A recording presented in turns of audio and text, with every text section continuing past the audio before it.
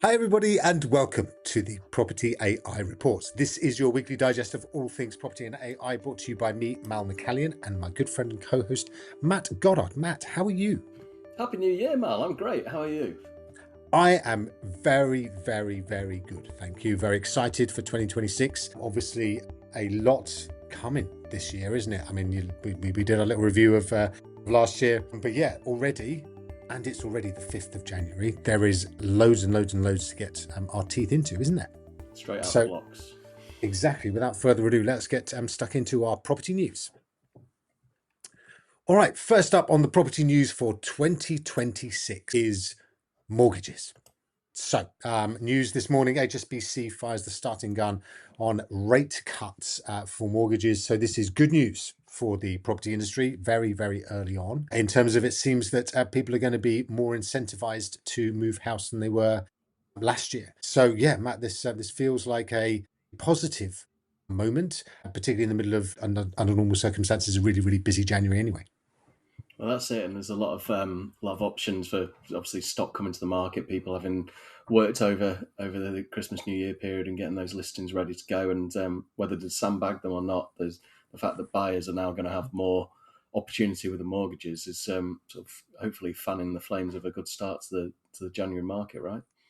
Yeah, are you a believer in the Boxing Day kind of boost and holding everything back until then as an ex-agent? I know I used to get a lot of feature requests at Repeat that would come in once a year, normally around about November, where the account managers say, I've been asked about this particular feature to launch property on Boxing Day. And funny enough, one of the first things when I was reviewing the Listing Logic social media platform, they had the ability to schedule your campaigns to run on given dates. So I know it's a thing in agency, and some users got around it just by logging in on Boxing Day and setting the listings to live and going through that approach. So it's certainly something that still happens. And I not so much on this, but I definitely noticed the volume of Rightmove, Zoopla, and Upsticks adverts that were hitting my screens over the Christmas and New Year period. How about yourself?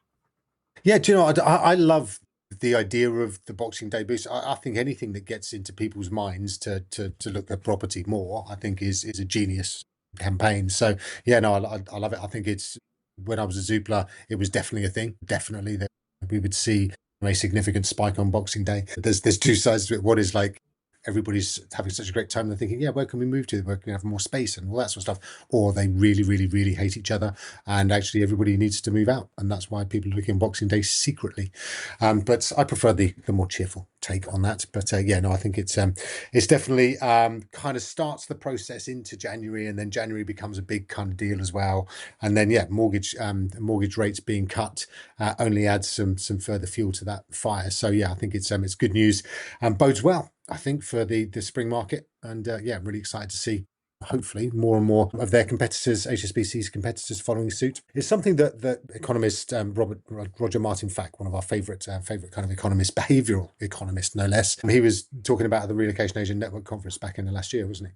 He was. He was. Roger said so. It was the Relocation Agent Network Conference and Awards, middle of December, wasn't it now? So everyone got together, and Roger Mindfag was sort of the keynote at the end of the day, and he had a great charts about sort of UK house prices basically, and called out several points along that trajectory. I think it's from way back in the 90s to now, about where the house prices have grown and where they'd slumped, and sort of some of those turns of events. And one of the points he made was that the deregulation of the banks back in the 80s caused a massive surge, and obviously big growth until I guess 2008 when the sort of the crash happened. But he was saying that something very similar is brewing now, and sort of seeing HSBC opening up like this, as you say, if the other banks follow on and Roger's predictions come true, then it could be a very interesting year.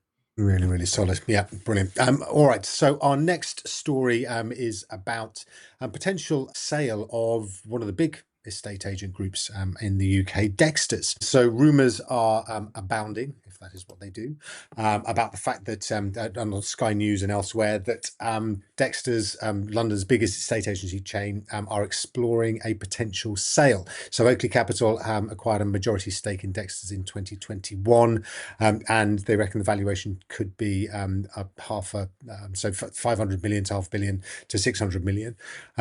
So yeah, look, that would be huge, right? Presumably it would be somebody else from the private equity arena, I would imagine. Going through a similar sort of chain of transactions to someone like Lohman Group, I think they're called now, Lohman Capital originally, who obviously had their LDC back in to start with. Although LDC was the first PE that came in for them, and then there's been, I think they're on to the third one now. So I think until someone decides to go for it and go for an IPO, it'll be changing hands between various private equity companies, won't it? Or the Yeah, expectation will be just, so let's say, just someone with a bigger war chest, or even sometimes these private equity houses have bigger war chests within the own group, don't they? So Oakley Capital selling it off to someone else, and right at the top you've got Silver Lake trying to get out of some of these things as well, haven't you? yeah, you do. And we'll go onto Zoopla a bit later on. But yeah, no, I think it would be interesting, wouldn't it? If you imagine that, like, so Lohman decides to buy up Dexters. I mean, that would be like Mm. pretty intense. Or I know it might be a little bit too rich for Foxtons and so on, but if they can get a PE backer behind them to acquire some more, then that could be very interesting for the London market as well. But yeah, the fact that these guys are talking about, sorry, it is being talked about in the studios of Sky News suggests that there is something behind it. A bit of So yeah, work it'd be to interesting it. to see where it lands. Yeah, And see where it lands. it's a sign to show that no one sleeps over the Christmas and New Year period, because not only have we got those conversations about what's going on with these big acquisitive businesses, but actually within that same sort of arena, we've got rumours and news coming in that just Have we got an just exclusive, before Matt? it's breaking news, I think is the best way of putting it. Okay. But this, we're recording this on Monday, 5th of January, and I'm led to believe that Lohman have already made one of the big acquisitions, actually the back end of last year, picking up a 12 branch agency over in Berkshire. Are we allowed to say who those are? We can say they're green and yellow and they're called Prospect. I think that's probably it.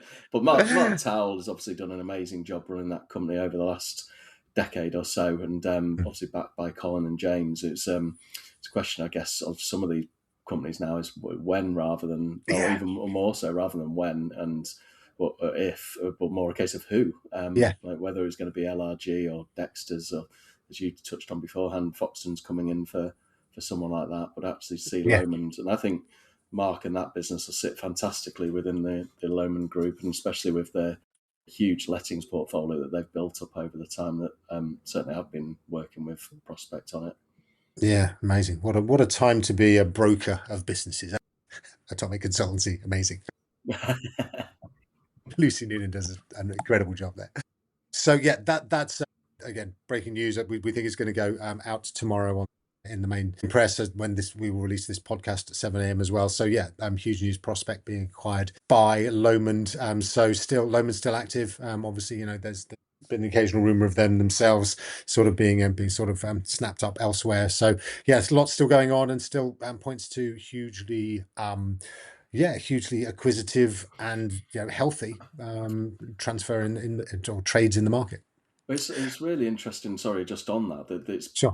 these companies are the private equity houses invest in. It's almost that institutional rent book approach, isn't it? Like these huge rental portfolios that they're building up, and I think we touched on it before that Lohman have actually closed down some of the KFH branches because they're not doing as well on the letting side of things, or rather maybe they weren't as strong as they were on the sales front. So Mm. very much the rent books that are driving these, and LRG had a huge portfolio. I think that's in the region 75,000 or so tenancies, and Lohman's up near a similar sort of figure, which is consolidating to the level that sort of the Countrywides and LSLs were on before. Yeah, exactly right. Yes, it's funny, isn't it? Like they say, history rhymes, and now we've got two or three huge Goliaths that have acquired their way to significant scale. So yeah, again, lots happening in that to start our year off, and I'm sure there'll be plenty more as 2026 rolls through. Next up, third property news this week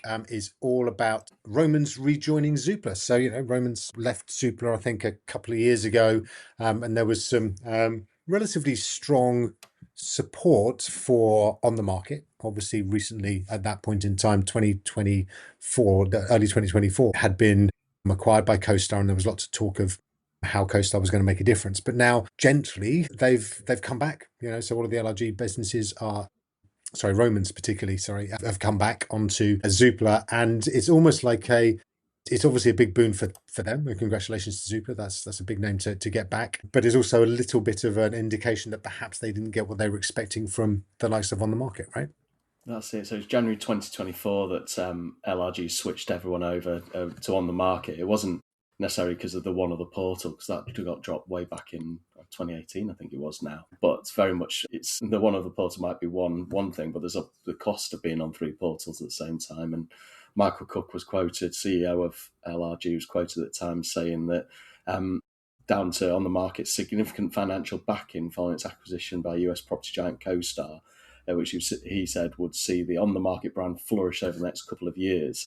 Actually, with so many of LRG's brands being central London, sort of Acorn, Stirling Ackroyd, Gibbs Gillespie and Portico, a lot of those actually around me here in Camberwell, they actually started listing again with Zoopla because, as you know, Zoopla is very strong in London, and I guess they must have seen success from those branches because they've now rolled it out across the rest of the group.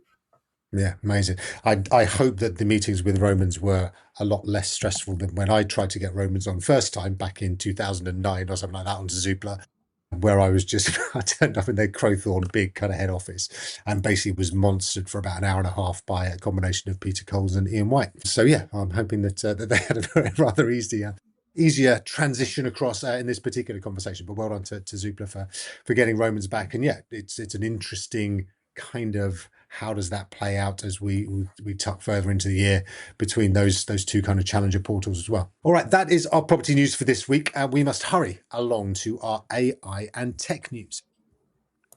All right, Matt, we've kind of got a real soft spot for this particular business, this particular AI, and it's now been acquired by Meta. This is Manus. So Manus AI is a really good, it's an agentic AI. So just to recap about agentic AI, this is AI that you give a task to, it goes off and works out how to do it, and then comes back with an answer some minutes, hours in certain instances later. It can check in with you, it can ask you questions, you can take over the screen as you see it kind of working away. But Manus really hit the ground 2.5 years ago, something like that, and it was really the first one that was so easy to use and really friendly and really kind of understandable. And now Meta has gone, Mark Zuckerberg has gone and nabbed it. And yeah, that presumably is going to be where it goes to die. I'm sure Meta has got some big plans for it. It's a huge deal, right? Well, it is for both sides, isn't it? Because in Manus, Meta's actually playing catch up to an extent of suddenly getting this, as you say, this agentic. It's not quite a wrapper, is it? Although it's much more of an application layer that you can give tasks to. And for me, for a long time, and I know I said it over the Christmas period on one of the podcasts, that my brother caught up on all the purged or binged all of the podcasts, and we mentioned Manus a lot, but I think it's because it was always at the forefront of what was being released. It was first to do slides, it was doing these amazing presentations, research came along very early on. It's now using Nano Banana Pro to create slides and presentations. So the things that you wanted to do where you could actually, as you say, hand off a task, go out for a coffee or your dinner, come back, and your presentation for the next day was there ready to go. And for a while, it seemed to be that ChatGPT were actually using Manus as a way of knowing what features to add itself, because Manus had launched something and then a quarter later, ChatGPT would be adding something in as well. So whilst Meta have now acquired all of those features and functionality, what Manus gets is obviously the huge distribution that WhatsApp and the social media is doing. What I hope doesn't happen is that Manus, as we know it, disappears and it just becomes something that lives within your WhatsApp and your Instagram and your Facebook, etc. And what was quite interesting, obviously, way back when it started, it was alongside DeepSeek as being a Chinese business, Chinese startup, and they relocated to Singapore, didn't they, to move away from a bit of that China state side of things. So I think what will happen now is a lot of those Chinese entrepreneurs, startups will be thinking, well, actually, if one company can be acquired by these companies, then we can follow that sort of path and see more of the knowledge and companies flowing out of that area. Exactly. So yeah, the reported Wall Street Journal number is $2 billion. So yeah, that will be worth changing your postcode across the water. And so Meta does say that it's going to keep Manus running independently, but then they always say that, don't they? Although Meta, to be fair, does still run WhatsApp kind of separately and things like that, and Instagram. But yes, it's going to be folded into, the agents will be folded into working within Facebook, Instagram, and WhatsApp. So yeah, interesting times for that. And having used Meta's AI, which is rubbish and really annoying, hopefully it's going to improve that as well. All right. Next up in our AI and tech news, we there's a new job going. If anybody wants to earn $555,000, then I would send an application into one Sam Altman, care of San Francisco, because he's looking for a new head of preparedness. Okay, so a head of preparedness will be directly responsible for defending against risks from ever more powerful AIs to human mental health, cybersecurity, and biological weapons. So, not much then. So, yeah, $555,000. Matt, you tempted? I think I'm all right here. Really? Yeah, I think you'd be great at I defending. absolutely would do. Anticipating and planning for catastrophic risks from advanced AI systems. It sounds like every time I speak to you, Mel.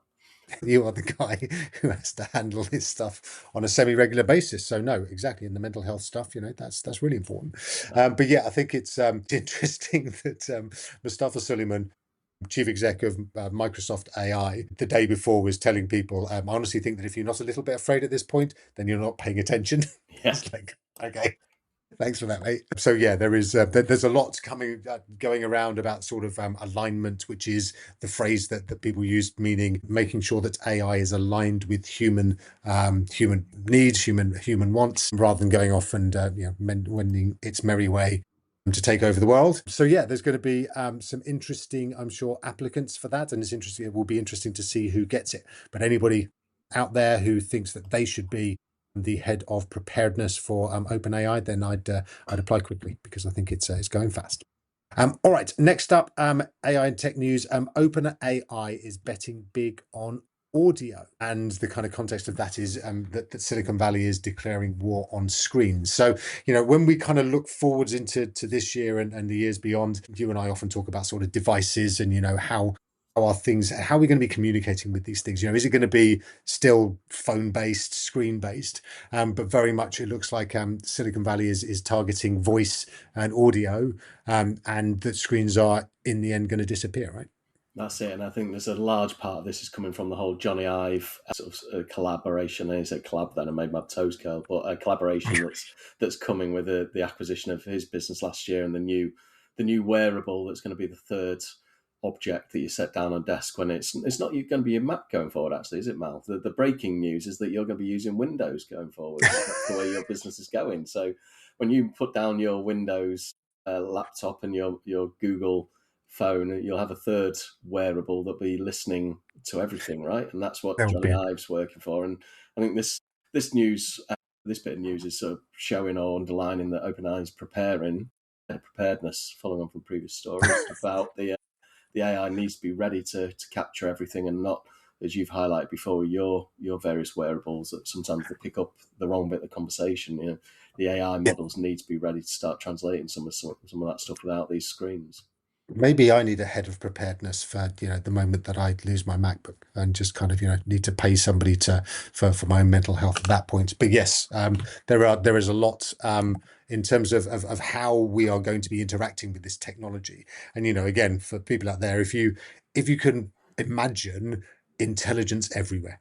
All right, so it is literally like electricity. You won't even have to remember anything because you can just ask something. It might be something in your ear. It might be a pen. It might be Matt. You've got something that magnetizes to the back of your phone, haven't I've you? got my Claude Note that I picked up over Christmas as a little gift to myself. So that's it in its carry case.